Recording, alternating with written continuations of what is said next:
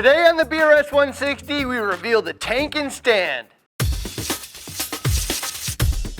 Hey guys, my name is Ryan. Welcome to another week of the BRS 160, where every week we do our best to help you guys, members of the reefing community, enjoy your tanks and find new ways to explore the hobby.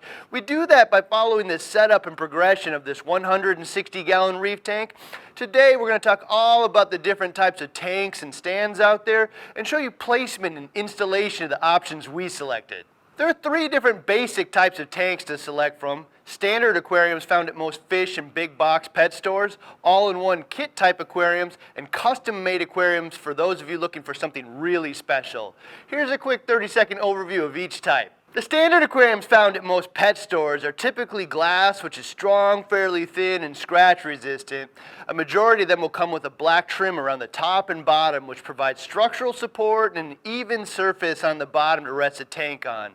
They're offered as a typical glass box aquarium or with various internal overflow options, all of which are somewhat inexpensive and readily available, which combined makes this type of tank the most common choice out there. For those of you that are looking for a tank package, there are some common options. Red Sea makes tank kits that come with basically every piece of equipment you could need to set up a new tank and about as close to plug and play as you can find. They've been doing this for a long time and one of the more reliable options. If you're interested in that, the innovative marine tanks are also something many people will find attractive. The thing that's unique about these is rather than have a sump below the tank which holds your equipment, they have a compartment in the back. This means setup is 100 times easier because there's no plumbing and the rimless tank looks pretty sharp. You're obviously limited to smaller equipment, but that can force you to save some money over the long run.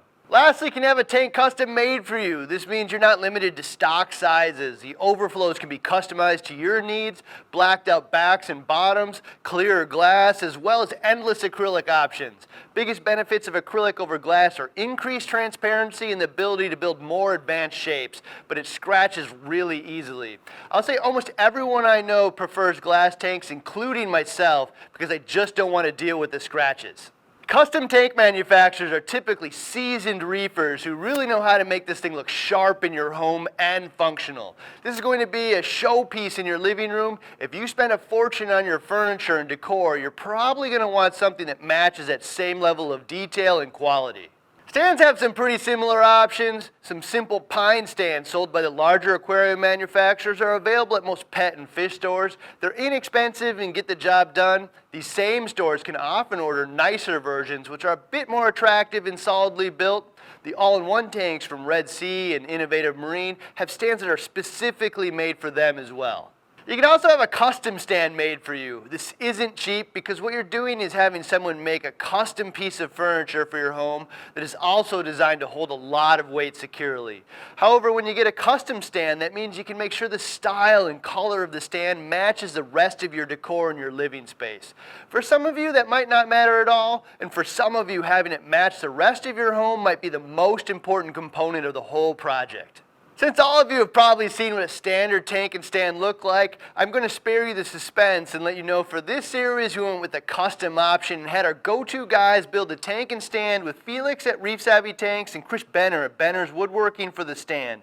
We'll get into why these are our go-to guys for tanks and stands in a minute. After you've selected a type of tank, size and location are the next elements you need to consider. These two things are a blend of desires because they're very dependent on each other. Let's start with size. No way around it. Bigger is cooler. Bigger means the display is larger and more impressive. Bigger means you can have more and larger fish, schools of fish, more types of coral, and really gives the opportunity to grow within the hobby. Larger also has one very big key advantage, the dilution factor. A larger system is just more stable and easier to be successful with because changes in chemistry happen slower in a larger volume of water. That means when something goes wrong with the system, calcium and alkalinity drop slower. Temperature and salinity swings are slower. Nitrate and phosphate levels rise slower. And if a fish dies buried in the rocks, the impact on ammonia is smaller. For a whole variety of reasons, it's just easier to have a long-term successful tank when it's larger. However, smaller tanks also have some big advantages as well. It's a lot easier to find a location in your home for a smaller tank. You can put them basically anywhere without weight concerns. Ongoing maintenance like water changes and cleaning the glass takes less time. And it's a lot easier to move a smaller tank if you ever need to. Smaller tanks are also a lot cheaper. That means the tank and stand are less expensive. It holds fewer corals and fish, which makes it cheaper. There's less room for equipment, and that equipment is smaller and less expensive. They also consume fewer ongoing resources like power, food, and filtration media. A smaller tank is just less expensive all around. One caveat to that, if you're in this hobby because you thought it was going to be super cheap to create an ocean reef in your home, you might be a bit disappointed. One thing I can tell you for sure is the best way to save money on anything is buy what you want the first time rather than an endless stream of upgrades, which is going to double or triple the overall cost. This is especially true with reefing.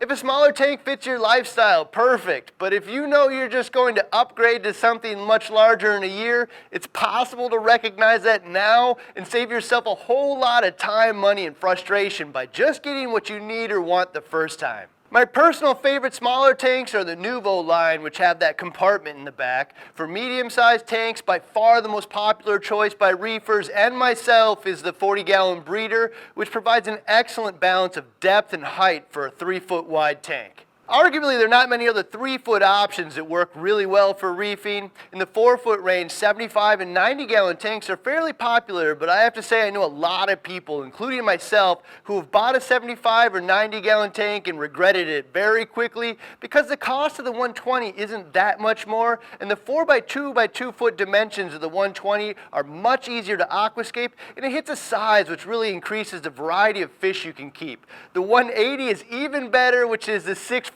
version of the 120. One piece of advice I'll give is going higher than 2 feet creates a really cool dimension where the fish can swim upward rather than just backward and forward, but they're much more difficult to clean and maintenance because you're quickly going to go beyond the reach of your arm in the back or bottom of the tank. Unless someone else was going to maintain this tank for me, I don't think I'd personally ever go higher than 2 feet. Okay, so let's talk location. The most important part of this is select a location where you get to see it often, like a living room, den, kitchen, or even bedroom. This is going to possibly be the coolest thing in your house, and you're going to quickly become attached to your new pets inside it, and you really want to be able to enjoy it on a daily basis. Since this likely is going to be the coolest thing in your home, the people that come over are going to also want to see it. This goes double for your friends' kids who often have never seen anything like it. This is 100 times cooler than any piece of art, TV, or furniture you could put in your home. It's really fulfilling to create and share a reef tank, so put it somewhere everyone is going to see it and often. Some other things to think about are keeping it out of direct sunlight. Sunlight grows algae. If you put the tank in a location that gets direct sunlight all day, you're going to be spending a lot of time cleaning the tank. These things are also really heavy. Every gallon of water is over 8 pounds, so mentally add that to your tank, stand, rock, and sand. A smaller tank is going to be around a few hundred pounds and not really a big deal in most homes. Common tank sizes up to around 4 feet wide likely have some places on the 2nd or 3rd floor you can locate them safely, but you'll have to put some thought into it to make sure it's safe.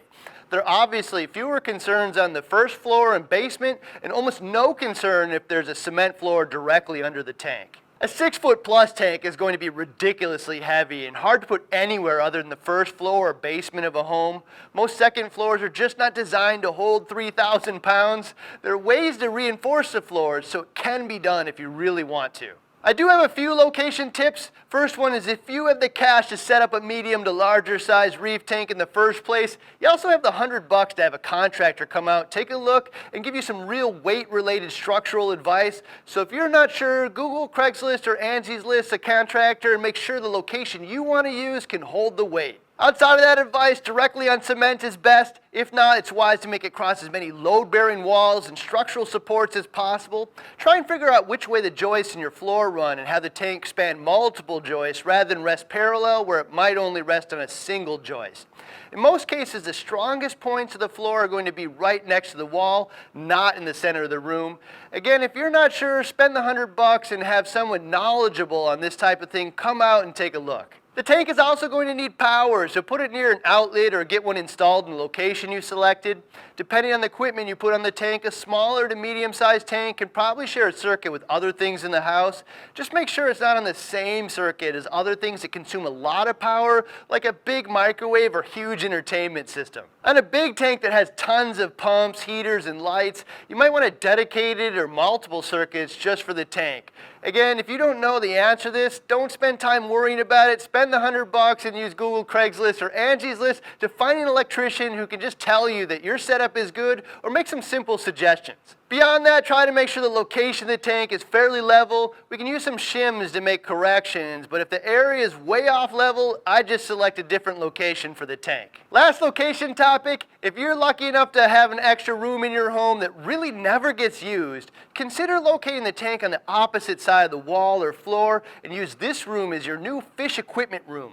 This will allow you to mount the tank flush with the wall and send all the plumbing through the floor or wall, so all of the equipment is in this separate room rather than under the tank. Having the equipment in the fish room rather than under the tank makes it 1,000,000,000 times easier to perform ongoing maintenance, isolates any of the noise the equipment might make in another room, gives you more room for different equipment options, and most importantly, hides any of the mess you're making from your spouse rather than doing it in their living room.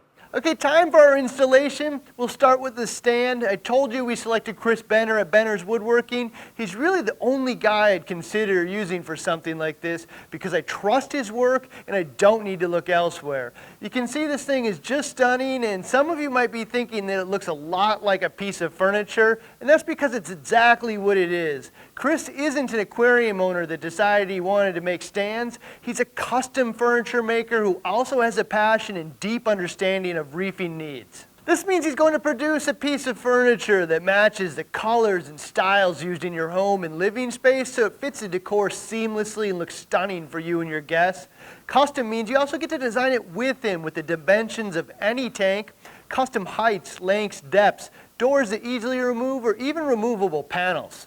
You can see we cut a hole in this wall and we're going to do a fish room type install. I don't need the room underneath the stand for the sump, so we built more useful elements like drawers and storage. This stand or cabinet is made of hard maple, which gives it superior stainability, strength, and durability, and furniture grade plywood with a UV hard cured finish. The finish on our stand starts with a brown amber stain. A black glaze is applied to give the stand a rich depth and furniture quality feel. The top coat and final finish on the stand is a modified urethane that has excellent chemical and water resistant properties, designed to stand up to years of being wiped and cleaned. The stand is fitted with 7-piece flat panel doors and full 7-piece end panels. I didn't need them, but Chris offered end doors, which would have been super convenient if I had a sump down there. We added maple drawers with soft close slides for extra storage. Chris added the arched foot cutout to give the stand better aesthetics and the feel of fine furniture, which also matches the canopy he made. I know you're all dying to know what something like this costs. We were fortunate and he gave us a great deal because we planned on using it in this series, but you should plan on spending somewhere around $2,500 to $3,500 for the stand and canopy if you want to do something custom like this for your home. For the tank, we went Reef Savvy. To be honest, this guy is so busy you may not want to wait as long as it takes to get through the waiting list, but that's because he simply does excellent work. I don't even have a second option I use or suggest to my friends for custom-made tanks. Felix at Reef Savvy or bust. Again, the tank itself is a piece of fine art that looks great in any room. I personally like rimless tanks that don't have any bracing, which means the glass has to be thicker on a 6-foot tank like this one, and he used 3/4-inch glass. Full dimensions are 6 feet wide, 2 feet deep, and 20 inches tall, which is around 160 gallons. I chose these dimensions because a 6-foot tank allows for more room for schooling fish, larger fish, and a more impressive aquascaping coral selection. This Reef Savvy 160 includes a phantom bottom, which consists of 3 different layered materials, a high-impact ABS liner, which provides protection from falling aquascapes and dropped rocks that hit the bottom of the tank, a glass core because nothing bonds to glass better than glass. The core of a phantom bottom consists of single or double panes of laminated glass. The third layer is a closed-cell PVC liner. This protects the polished glass edges from sitting directly on hard surfaces and cushions pressure points from the stand. Allows smaller aquariums to sit directly on flat, solid top stands, and larger tanks only need a thin piece of neoprene or similar material. Felix also designed the ghost overflow to be different than anything else you've seen. It is an internal overflow, but you don't need those huge overflow towers in your tank, which take up space and most people would avoid if they could.